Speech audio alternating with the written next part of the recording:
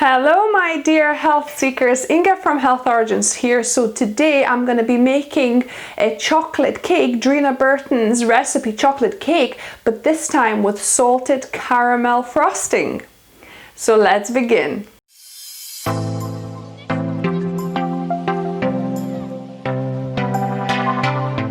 So the recipe is fairly easy, so we could start by putting together the dry ingredients. So I've got 1 cup of whole grain spelt flour here.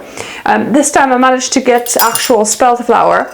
Then I'm gonna put 1/4 teaspoon of salt in here to just bring out the sweetness. Then really we need 1/3 cup of sugar, but I'm kind of low, so it's about 1/4 cup I've got. So I'm going to add that, but I'm going to add maybe a couple more tablespoons of maple syrup, into the wet ones instead to try and compensate. And then we need 1 scant teaspoon of bicarb, so just a little bit less than a teaspoon, and then 1 teaspoon of baking powder. So there we go, and that is our dry mix. So I'm gonna give it a little mix,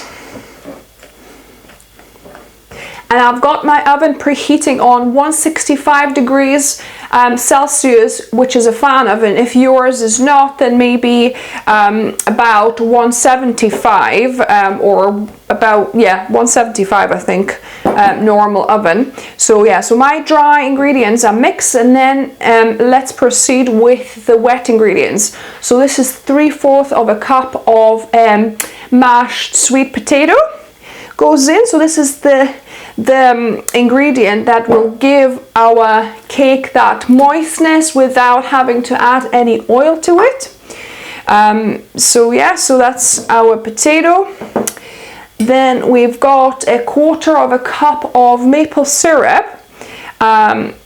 However, I'm gonna add a couple more tablespoons here because we're missing on the dry sugar a little bit. So I'm just gonna add a couple more. There we go. Then we need 2 teaspoons of vanilla essence. So 2 teaspoons of vanilla. There we go. And 1 tablespoon of balsamic vinegar. So that I think gives the depth to the cake. Actually, I forgot one crucial ingredient for a chocolate cake. I need some cocoa powder. So one moment. So that's my 1/4 cup of cocoa powder goes into the dry ingredients. How can you make chocolate cake without any cocoa powder? Don't know what I was thinking. So give this a good mix. Make sure there's no lumps. So that looks pretty uniform to me. So let's continue with the wet ingredients. So I put 1 tablespoon of balsamic vinegar, and then now 1/2 cup of water. However, because I've added a couple of tablespoons of maple syrup more than the recipe states, then I'm gonna just maybe leave a little bit of water in the cup here and blend and see what the mixture is like. If I need a bit more, I'll add it at a later date. So I've got my trusty Bamix Swiss line stick blender, which has served me for over 10 years. I'll link down below if you wanted to get one of those as well. And I'm gonna just blend it.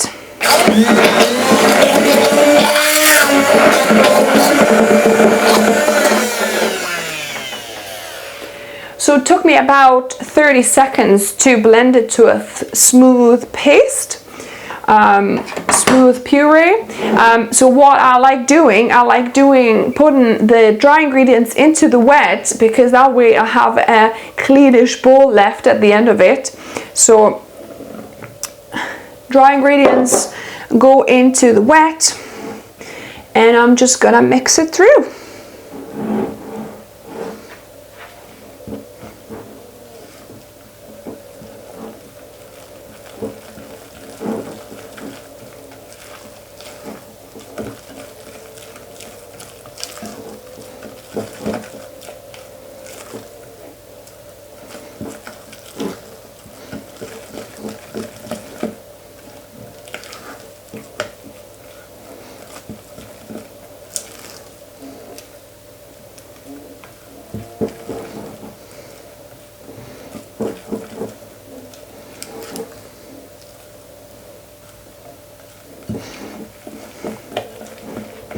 So that is it. The mixture is ready to be put into our baking tin.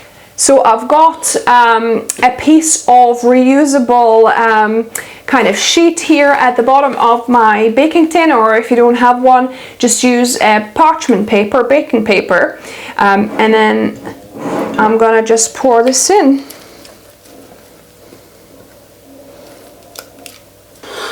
And then distribute it evenly along your tin. And lastly, just give it a good shake so that it kind of, the surface evens out.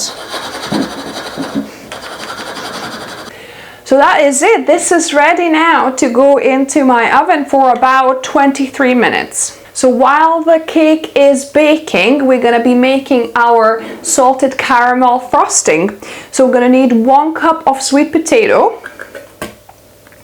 So it's pretty much that same frosting, just minus cocoa powder, roughly. So 1/3 of a cup of maple syrup.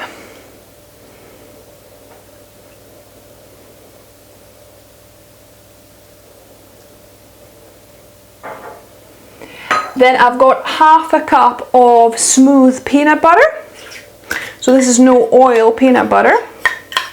Then we're gonna put in a good couple of pinches of salt, just for that salted caramel taste.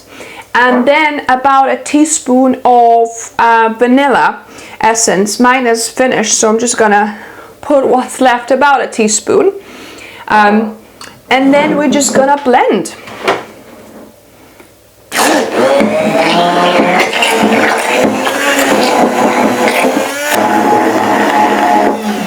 So this caramel is looking very light and perhaps not very appetizing for some people. So what I'm going to do, I'm going to put 1 tablespoon of molasses in here as well, just to darken the caramel slightly.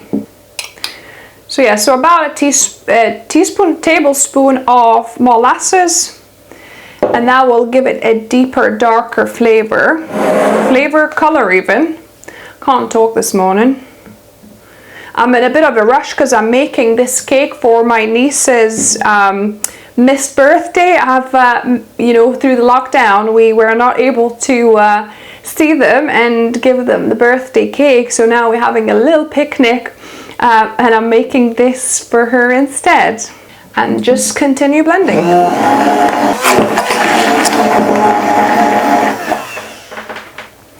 So now the caramel frosting is done, so we just need to wait for the cake and then put it all together. So the cake has baked. I haven't got much time to cool it down. I did take the paper off the bottom. For that, I've kind of inverted it on a rack, on a metal rack. As you can see, there's some score lines on here, and then put it back on. So we're gonna just try to ice it or frost it. And now we've got to go. We haven't got much time, so hopefully this is not going to melt off for me. Hopefully it stays stuck to the cake because it's still hot. You really should wait for it to cool down properly before attempting to ice it, but you know, needs must for us this time. So just putting a good layer of this icing. I think we're not going to even ice the sides. We're going to I'll just put the caramel peanut butter layer on the top, and that will be our cake. So yeah, I think that's pretty much it. Maybe a little bit more. So that is it. That's how I'm going to leave it for now. I'm kind of leaving some untidy whirlpool design this time because we've got a rush. And then hopefully I can tell you what it tasted like. I might be able to film some in the picnic, somebody taste testing it. So we have a taste tester of this chocolate cake with the salted peanut butter caramel icing over there. Yep. Doesn't look very appetizing from that picture, but I hope it's nicer to taste than it is to look at. I'll let you know. Whoa. It's really quite rich. I was gonna say. Soft. Yeah. You probably need a cup of tea with that. I'll see. Have a drink with it, but my God, it's gorgeous. Yeah. I don't think you can have a lot of it because it's probably start to feel sick after a while because it's so rich. But which one did you prefer? The one with the chocolate icing or this one? Can I have both? If you had to choose one, which one would you go for? Oh, it's too hot. Maybe this, I think, actually. Yeah, peanut butter. I like that slight kind of peanut butter, salted caramel thing. Yeah. It just takes the edge off all the chocolate, if you know what I mean. Yeah, but awesome. if you really like chocolate, go for the other one. Yeah. So, what do you need to say at the end before you keep devouring this? Oh, can I not just keep eating? Food is fuel. So be mindful of what you put in the body. What about like this video, give us a thumbs up. No, do all that stuff too. It's all down there. I'm just good at eating, that's all I'm good at. Bye guys.